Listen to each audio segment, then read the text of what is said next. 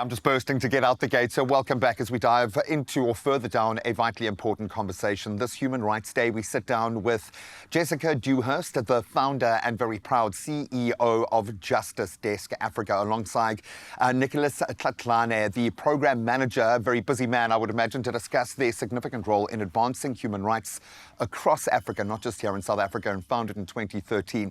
Justice Desk Africa has empowered everyday activists to fight for their rights and transform their communities from within.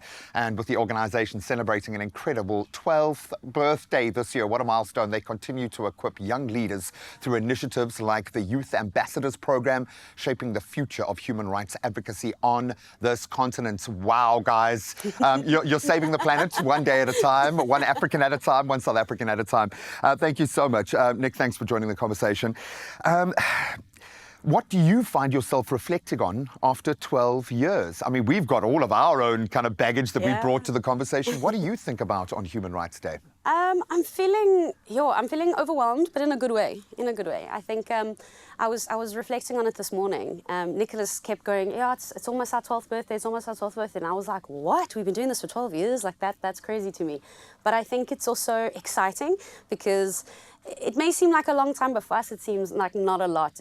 There's so much work that still needs to be done. There's so many children whose rights need to be fought for. There's so much issues in our community that are so complex and systemic that it's going to take a lot of commitment and dedication to address. And so I think it's a celebration, but it's also a reminder of how much more work we need to do. Lest we forget, because sacrifices have been made on a level that few of us will ever understand.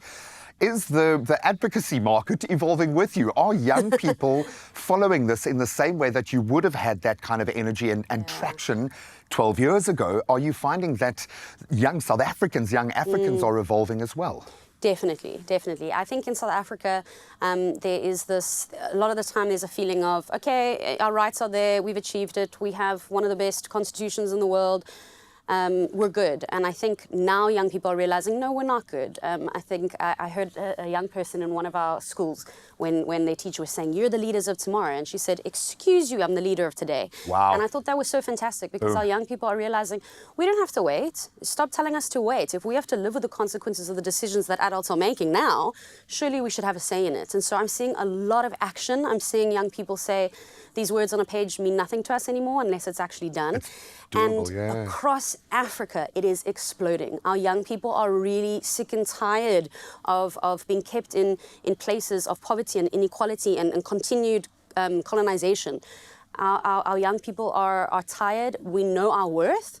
And we're willing to fight for it. So I've seen that growth, and I'm very proud. Purpose. Yes. And that's your currency every day, Nicholas, because I would imagine impact is your baseline. You've got to see it being fixed. And I think we felt, and we're moving from a macro where we want to see everything change at once to knowing that communities are going to have input to do it themselves. Young people are going to have to come up with the solutions for the now. How do you get that impact? Talk us through the way you guys roll. Yes, thank you very much. And the Youth Ambassador Program is a very huge program that we have within our organization because it speaks on our mission where we equip, empower, and educate ordinary citizens, to understand and defend their fundamental human rights, And it's not an easy work to do, especially within the spheres of high schools currently in South Africa, because there's so much happening, especially after the reduction of the teachers in the previous year by the government and by the WCET, that is our Western Cape government. But through our Youth Ambassador Program, there's a lot that we have done. We have submitted to TPE, Portfolio Committee in Parliament, a submission that on the reinstatement of the teachers. It speaks on the teachings that we are providing to these young people because the kind of the network and also the kind of accountability they bring in making sure that they hold the state and the institutions that have powers accountable. I absolutely love that. And we know, we get our kids into schools because they're going to grow up an average of the kids that they go to school with. And we're constantly looking to move the baseline, shift that baseline up. What is the best way to do that right now? How can we support you in your endeavors? Is it a cultural shift from the top within organizations, within each individual? Is it just action to say, change that rule, that door will be open? Where do we look first?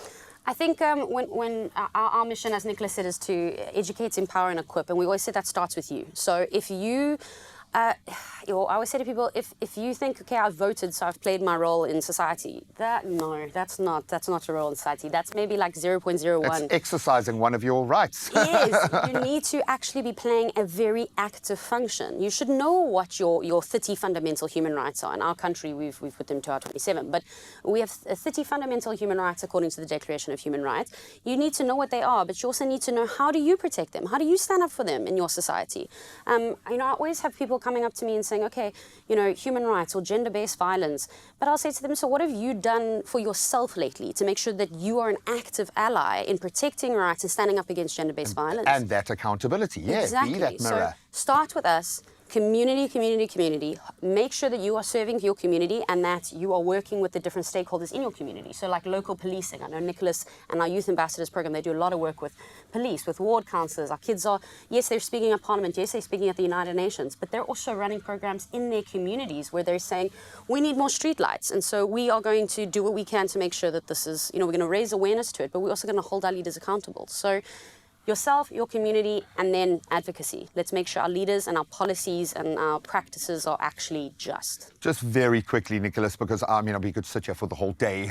But if people want to support you, and if I'm within the professional sector here where I've got the resources and I want to create jobs, create that connection to potential employees, how do we help to empower you in what you're doing? How should we engage with you? We urge and also plea in the conscience of the public, especially the corporate and also the public sector, that to support the Youth Ambassador program, especially now that we're going to our conference.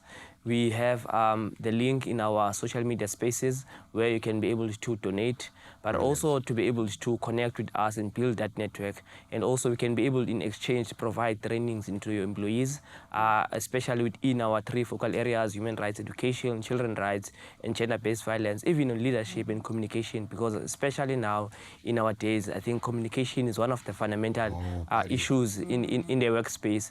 Therefore, we also do provide those trainings to make sure that we bring a very safe and conducive community for everyone. And you're talking about soft skills that are so valuable within the professional space here, and these are becoming pockets of excellence. This pressure test that these young people are being put through turns them into incredible values, assets that we need to plug into, but you've got to connect those dots. So please, we'll keep your details, justicedesk.org, up on our social media platforms. I know you wish this wasn't only a one day of the year affair, so please, can we engage with the Justice Desk Africa every day other than Human Rights Day, just to prove that point, 100%. But we'll keep their details up. Please connect with them and carry on the conversation.